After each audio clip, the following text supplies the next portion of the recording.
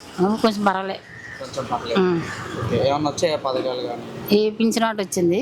ఆ, ఇంకేం పథకాలు రాలే. ఆ. ఇంకా మనకైతే ఏం పథకాలు? రాలే. ఓకే. ఇప్పుడు చూసుకుంటే గత 4 నెలల నుంచి వరుసగా ఆడవాళ్ళపైన దాడులు జరుగుతున్నాయి. మరి కూటమి ప్రభుత్వం ఎలాంటి యాక్షన్ తీసుకుంటే బాగుంటుందని మీరు అనుకుంటున్నారు? మంచిగా తీసుకుంటే బాగుంటుంది. గట్టిగా యాక్షన్ తీసుకోవాలి. గట్టిగా యాక్షన్ తీసుకుంటే బాగుంటుంది. బాగుంటుంది అనుకుంటున్నారు. మరి ఇప్పుడు చూసిన పనికి వెళ్తున్నారు చాలా మంది, పనులు లేక ఆగిపోయారు. ఇప్పుడు ఇసుక ఫ్రీ అంటున్నారు. మరి అందరికి పనులు దొరికినట్టే అంటారు? సగం మంది దొరుకుతుంది, సగం మంది పనులు దొరకట్లేదు. కొంతమంది చాలా ఇబ్బంది పడుతున్నారు. అది చాలా ఇబ్బంది పడుతుంది. బాగా ఇబ్బంది పడుతున్నారు.